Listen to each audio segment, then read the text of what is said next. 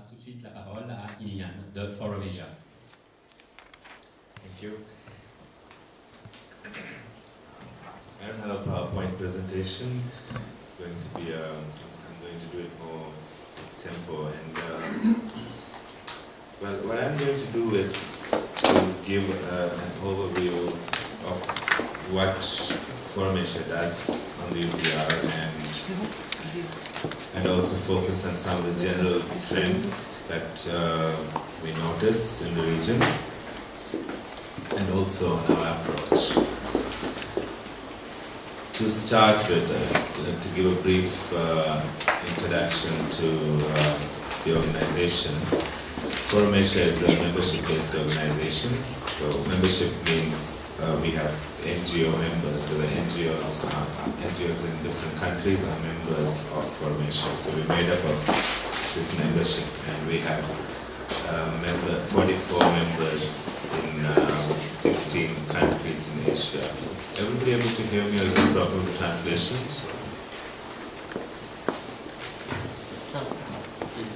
Okay, I'll speak louder. Okay, so we are a membership-based organization with about 44 members in 16 different countries in Asia. Though we are the Asian Forum for Human Rights and Development, which is the longer name of the organization, we don't work on all of Asia. We mainly work on South Asia, Southeast Asia, and Northeast Asia. Also, I'm sure you might have noticed that Asia is a very large region, and it's not exactly entirely homogeneous as a region per se. So we choose to concentrate on specific sub-regions. So these are 3 sub-regions that we work on. Now to briefly say what we do on the UPR in terms of activities that we do in the regions, back in the region, in countries that we work on, we try to hold meetings that bring together civil society groups to talk about the UPR and work on the UPR. Sometimes we do it sub-regionally or regionally, or sometimes we do it in country, or sometimes we do it thematically. I'll explain that a bit more later on. And then we work with our member organizations on the UPR process where they need assistance, and also in terms of framing information that's sent to the UN, etc. And that's what we do at the national levels or the regional levels. And here in Geneva, we assist member organizations that wish to participate in the UPR process, facilitate their travel, their visit, as well as the advocacy here in Geneva, and also follow general developments regarding, or institutional developments regarding the UPR, and try to relay that back to member organizations.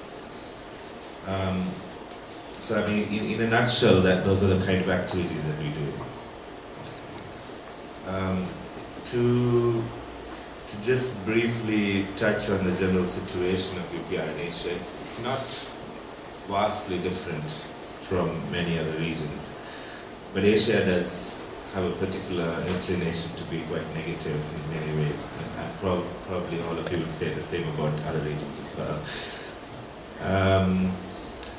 For example, just in this year, we had two big negative precedents from Asia. One is the example of Cambodia, when they came up for the UPR adoption, for the adoption of their UPR, of their review in June. They actually unaccepted recommendations they had previously accepted just before the adoption of the review, and this is rarely done, and this really sets a negative precedent. So I mean, that's an Asian example there. And the other Asian example is during the last during the last few months, the Maldivian National Human Rights Commission, which had made a UPR submission for the upcoming UPR of Maldives, had mentioned in its submission that the Supreme Court of Maldives exerts extraordinary influence over judgments by the lower courts. And for that, they were held in contempt of court by the Supreme Court. So the National Human Rights Institution of Maldives is being held for contempt of court and it's actually under trial right now. They had 2 hearings and the next hearing is scheduled soon. And it's been widely seen as a reprisal case because they're being targeted for something that involves cooperating with the UN. But I mean, that's another negative example, for example. I mean, this is the general kind of patterns that we see in the region, which are quite disturbing, especially.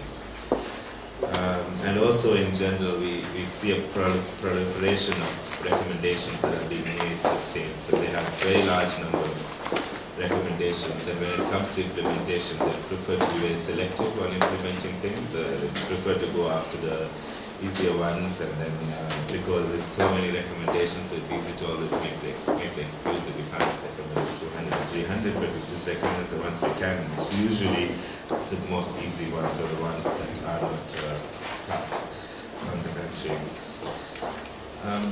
Now I'll briefly explain our approach to the UPR.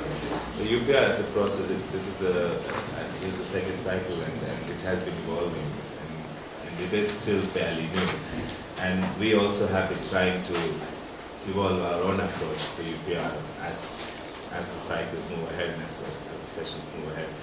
So before I go into explaining our approach to UPR, I have a question for all of you.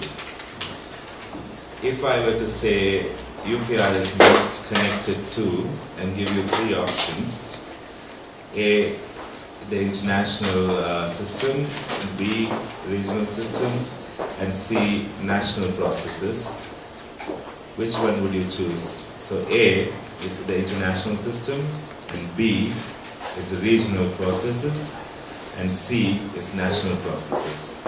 So how many people choose A? Can you raise your hands? 1, 2. The B or the 2? Okay. So for B, 2. And C?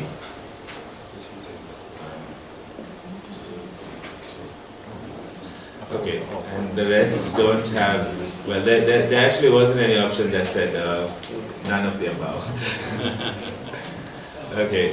Well, as the majority of you have pointed out, it has a lot to do with national processes.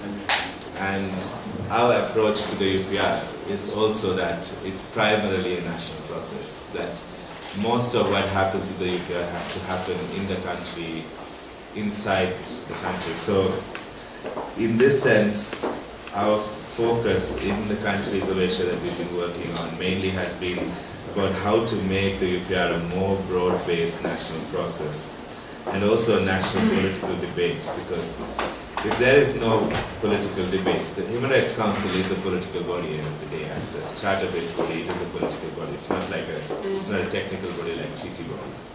So the debate that does happen in the Human Rights Council is very much political.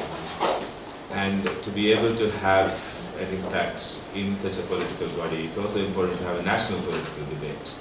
And if one of the strongest components of the UPR process is the national process, there also needs to be a national political debate, and which means that there needs to be a greater involvement of parliamentarians.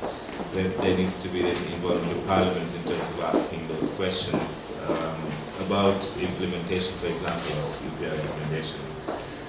There need to be more debate in the media about what is happening with the UPR, whether it's implementation or reports being submitted. There needs to also be, of course, continuous consultations within the country. But so our focus mainly now is to try to see how we can increase this or work on bringing about these processes at the national level in the countries that we work on. And it is, of course, challenging because UPR hasn't still gone beyond being a mostly NGO-led process that happens once in a blue moon in the 4.5-year period, the long 4.5-year period of implementation that's supposed to happen. And this is the larger trend in Asia. It hasn't gone beyond being that.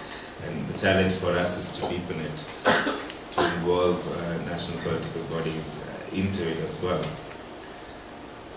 And in the same way, we also see, and to some extent, like Paolo mentioned, we also see the UPR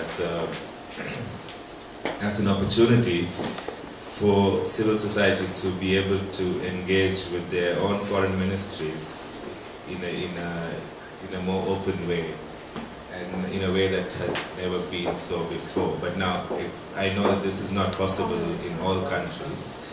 It can only be possible in certain countries where the situation is a bit more conducive for this kind of engagement.